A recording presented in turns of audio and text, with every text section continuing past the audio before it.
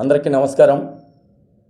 ముఖ్యంగా మీడియా ముందుకు రావడానికి కారణం జగన్మోహన్ రెడ్డికి మాజీ ముఖ్యమంత్రి గారికి మైండ్ దొబ్బింది కాబట్టి పిచ్చి ముదిరి పరాకాష్ఠ చేరి కూటమి ప్రభుత్వాన్ని కాలగర్భంలో కలిపేస్తానని నిన్నటి రోజున మాట్లాడాడు. జగన్మోహన్ రెడ్డి సూటిగా నీ పార్టీని నిన్ను హెచ్చరిస్తున్నాం, ఇంకా ఇప్పటికైనా సిగ్గు శరముండోడవుతే ఆ మాటలు మాట్లాడు. గతంలో నువ్వేమన్నావు? నా ఎంటికి గడ పీక్కోలేరు కూటమి ప్రభుత్వం అంటే. నీ ఎంటికి కాదు కదా, నిన్ను ప్రజలు, రాష్ట్ర ప్రజలు గుండు కొట్టించి నిన్ను ఇంటికే పరిమితం, ప్రతిపక్ష వాదా లేకుండా ప్రజలు తీర్పిచ్చారు. ఇప్పటికన్నా సిగ్గుతో తల ఉంచుకోవాలా జగన్మోహన్ రెడ్డిని సూటిగా హెచ్చరిస్తున్నాం.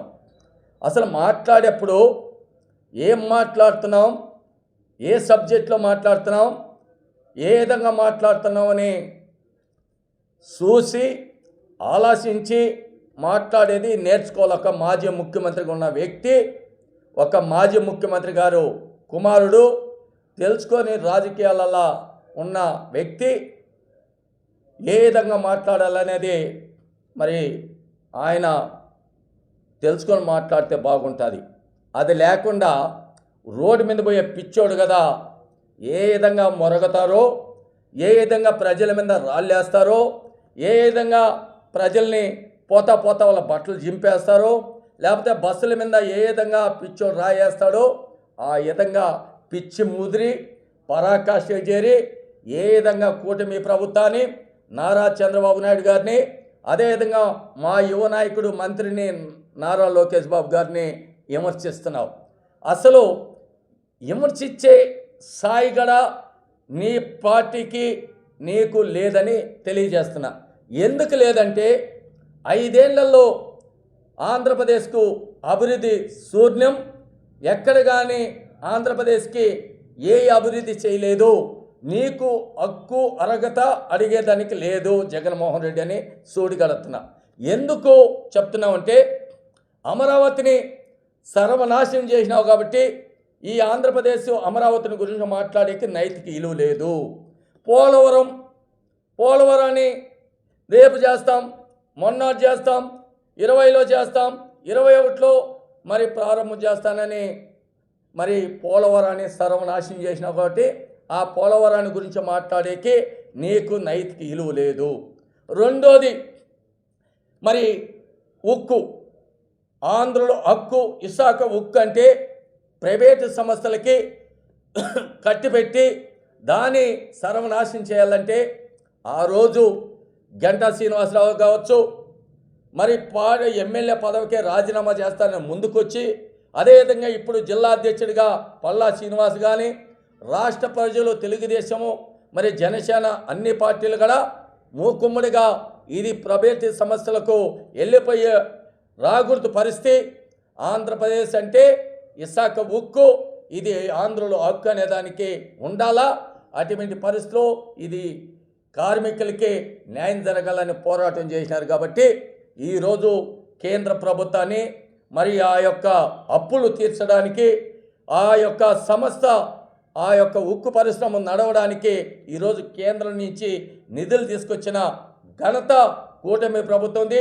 నారా చంద్రబాబు నాయుడు, పవన్ కళ్యాణ్, మా మంత్రి నారా లోకేష్ అని కూడా మీడియా ద్వారా తెలియజేస్తున్నా. దాని గురించి మాట్లాడికి నీకు హక్కు అర్హత లేదు.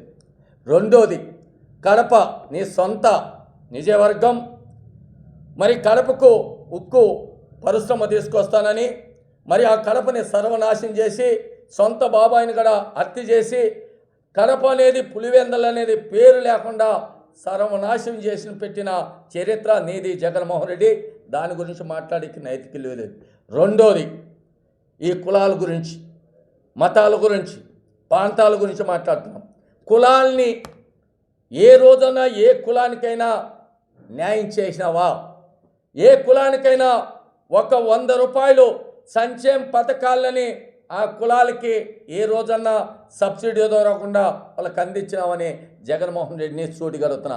ఆ కులాల గురించి కానీ, బీసీలు కానీ, మైనార్టీలు కానీ, కాపులు కానీ, బ్రాహ్మణులు కానీ వయసులు కానీ వీళ్ళ గురించి మాట్లాడికి అర్హత లేదని జగన్మోహన్ రెడ్డిని సూటిగా మీడియా ఎదురుకుండా తెలియజేస్తున్నా.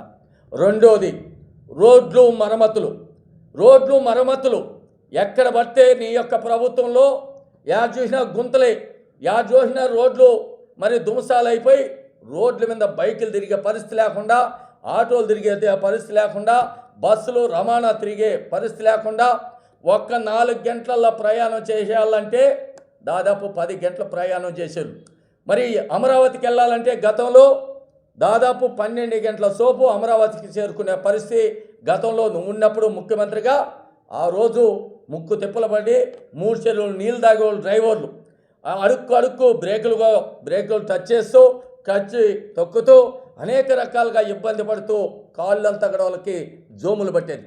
ఆ పరిస్థితి లేకుండా ఈరోజు అతి సులభంగా రోడ్ల మీద జర్నీ చేయడానికి దాదాపు 7-6 గంటల్లోనే అమరావతికి చేరుకునే పరిస్థితి కూటమి ప్రభుత్వంలో తీసుకునేది. కాబట్టి కూటమి ప్రభుత్వానికి ఎప్పుడైనా హక్కు అర్హత ఉంటుందని జగన్మోహన్ రెడ్డికి అడిగే హక్కు లేదని జగన్మోహన్ రెడ్డిని సూటిగా అడుగుతున్నా.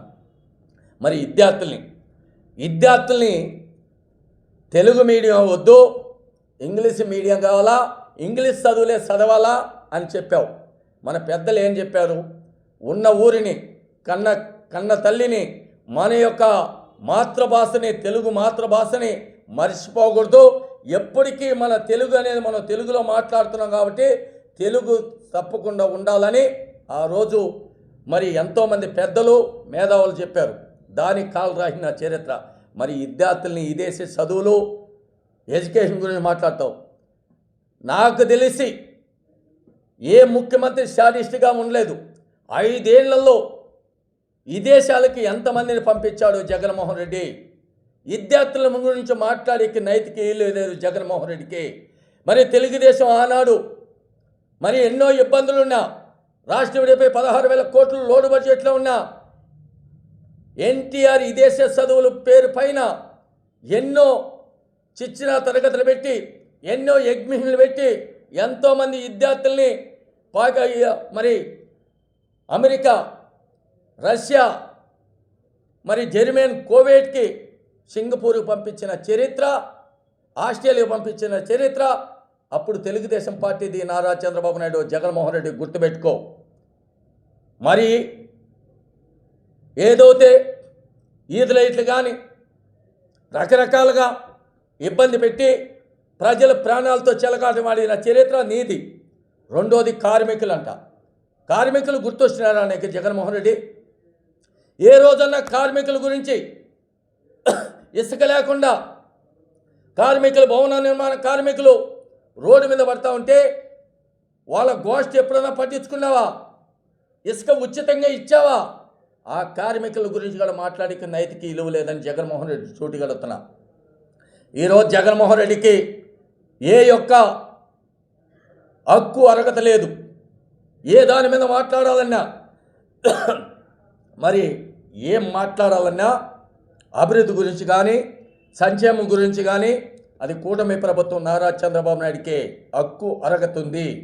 ఈ ఆంధ్రప్రదేశ్ గురించి మాట్లాడాలంటే ఆ రోజు రాష్ట్రం విడిపోయినా ఆ రోజు సత్యవాలయాన్ని నిర్మాణం చేసిన చరిత్ర తెలుగుదేశం పార్టీది, నారా చంద్రబాబు నాయుడిది. అసెంబ్లీ కట్టించిన చరిత్ర తెలుగుదేశం పార్టీది, నారా చంద్రబాబు నాయుడిది. హైకోర్టు కట్టించిన చరిత్ర తెలుగుదేశం పార్టీది. మరి అదేవిధంగా డీజీపీ ఆఫీస్ కట్టిన చరిత్ర తెలుగుదేశం పార్టీది. రాజ్భవన్ కట్టించిన చరిత్ర తెలుగుదేశం పార్టీది. పోలవరాన్ని 71% పూర్తి చేసిన చరిత్ర తెలుగుదేశం పార్టీది. అనేక రకాలుగా రోడ్లు మరమ్మతులు చేపట్టిన చరిత్ర తెలుగుదేశం పార్టీది, నారా చంద్రబాబు నాయుడిది. అదే సంకల్పంతో ఈరోజు కూటమి ప్రభుత్వం ముందు చూపుతో పోలవరాన్ని పూర్తి చేస్తున్నది, అమరావతిని పూర్తి చేస్తున్నది, రోడ్లు మరమ్మతులు చేపడుతున్నది. ప్రజలకి, ఎనుగుమని వర్గాలకి సంక్షేమం దొరకకుండా, పథకాలు దొరకకుండా నిధులు కేటాయించి ఆ కుటుంబాలను ఆదుకోవడానికి కూటమి ప్రభుత్వం ముందుకు కొనసాగుతున్నది. అభివృద్ధులు పరుగులు పెట్టిస్తున్నది. క్యాబినెట్లో కూడా అనేక రకాలుగా చర్చలు జరిపి పేదవాడు ఎప్పుడు బాగుండాలి, నిరుద్యోగులుగా మిగిలిపోకూడదని ఒక సంకల్పంతో ఈరోజు కూటమి ప్రభుత్వం పనిచేస్తుంటే మీరు మీ మాజీ ఎమ్మెల్యేలు పిచ్చి ముదిరి పరాకాష్ఠ చేరి తెలుగుదేశం పార్టీని మీరు బంగాళాఖాతంలో కలిపేస్తారా? మా నాయకుడు చెప్పాడు, ప్రతిపక్ష నాయకుడిగా ఉన్నప్పుడే ఇప్పుడు ముఖ్యమంత్రి నారా చంద్రబాబు నాయుడు నిన్ను పుట్టించిన దేవుడి వల్ల కూడా కాదు జగన్మోహన్ రెడ్డి తెలుగుదేశం పార్టీని టచ్ చేయాలంటే. ఓడు గెలుపు మామూలు. తెలుగుదేశం పార్టీ అంటే తెలుగువారు బతుకున్నంత వరకు తెలుగుదేశం పార్టీ ఎప్పుడు అభివృద్ధిలో ఎప్పుడు కొనసాగుతూనే ఉంటుంది. తెలుగుదేశం పార్టీ చరిత్ర సృష్టిస్తుంది. తెలుగుదేశం పార్టీ చరిత్ర తిరగరాస్తుంది. కూటమి ప్రభుత్వం ఈరోజు వాళ్ళ ఐకమత్యంతో 8 నెలలనే బ్రహ్మాండంగా అభివృద్ధి చేసి చూపిస్తున్న ఘనత కూటమి ప్రభుత్వంది. ఒక్క చూరి జగన్మోహన్ రెడ్డి గారు నీ మాత్ర ఆర్థిక నేరగాలు కాదు. కూటమిలో ఉండే ఈ రాష్ట్ర ముఖ్యమంత్రి నారా చంద్రబాబు నాయుడు కానీ, ఉప ముఖ్యమంత్రి పవన్ కళ్యాణ్ కానీ, ఐటీ శాఖ మంత్రి మా నారా లోకేష్ బాబు కానీ, ఇంకా చాలామంది మంత్రులు అచ్చెన్నాయుడు కావచ్చు, కొల్లు రవీంద్ర కావచ్చు, పయ్యావుల కేసు ఫైనాన్స్ మినిస్టర్ కావచ్చు, బీసీ సంక్షేమ శాఖ మంత్రి సౌతమ్మ కావచ్చు, మరి హెల్త్ మినిస్టరు మరి సత్యకుమార్ కావచ్చు, చాలామంది మంత్రులు, దేవాదాయ శాఖ మంత్రి ఆదినారాయణ రెడ్డి కావచ్చు, ఎంతోమంది ఈరోజు పేర్లతో ఏ శాఖలో ఉన్నారని ఎంతో అభివృద్ధి చేసుకుంటూ పోతున్నారు. మీ మాత్య ఆర్థిక నేరగాల్ని, దొంగోల్ని, క్రికెట్ బెట్టింగ్ చేసేవాళ్ళని, మీ రేషన్ బియ్యంని మరి విదేశాలకు తరలిచ్చే బోకర్ని, షీటర్ని పెట్టుకొని క్యాబినెట్లో పెట్టుకోలేదు జగన్మోహన్ రెడ్డి గారు. తెలుగుదేశం కూటమి ప్రభుత్వంలో ప్రజల పక్షాన పోరాడే వాళ్ళకే క్యాబినెట్ ర్యాంకులు ఇచ్చి మంత్రులుగా ఈరోజు ఎన్నిక చేసిన చరిత్ర కూటమి ప్రభుత్వంది. ఏ విధంగా పనిచేపిస్తున్నాడు? ఒక్కరోజన్నా రిలీవ్ మీటింగ్ పెట్టుకొని, క్యాబినెట్ మీటింగ్ పెట్టుకొని మనకి ఎక్కడ లోపం ఉంది, ఎక్కడ ఏ అభివృద్ధి చేయాలి, ఏ యొక్క పోలవరాన్ని ఏ విధంగా పూర్తి చేయాలి, అమరావతిని ఏ విధంగా పూర్తి చేయాలి, రోడ్లు మరమ్మతులు చేపట్టాలి, ఆ మంత్రులు పిలిపించుకొని ఏ శాఖకి సంబంధించిన మంత్రితో ఒక్క రోజున మాట్లాడేవా? వాళ్ళకి అపాయింట్మెంట్ ఇచ్చే పరిస్థితి లేదు. ఎమ్మెల్యేలు అయితే మొన్నటి వరకు ఓడిపోయేదాకా 90 మందికి నీ యొక్క అపాయింట్మెంట్ ఇవ్వకుండా సిగ్గుతో ఈరోజు తల ఉంచుకుంటున్నారు. ఈరోజు తుఫాను వస్తున్నారు. ఎంతమంది ఈరోజు ఉండే 11 మందిలో కూడా రేపో మన్నాడో 8-7 మందో బయటకు వచ్చి మరి తెలుగుదేశం పార్టీలో డోర్లు తెలవలేదని చూస్తూ ఉన్నారు. నీ పార్టీయే క్లోజ్ అయిపోతున్నది. పార్టీ జెండా ఉంటుందో ఊసిపోతుందో గుర్తుపెట్టుకో. ఇంకో పార్టీని కాలగర్భంలో ముందుగా నీ పార్టీ ఇప్పటికే కాలగర్భంలో కలిపేశారు.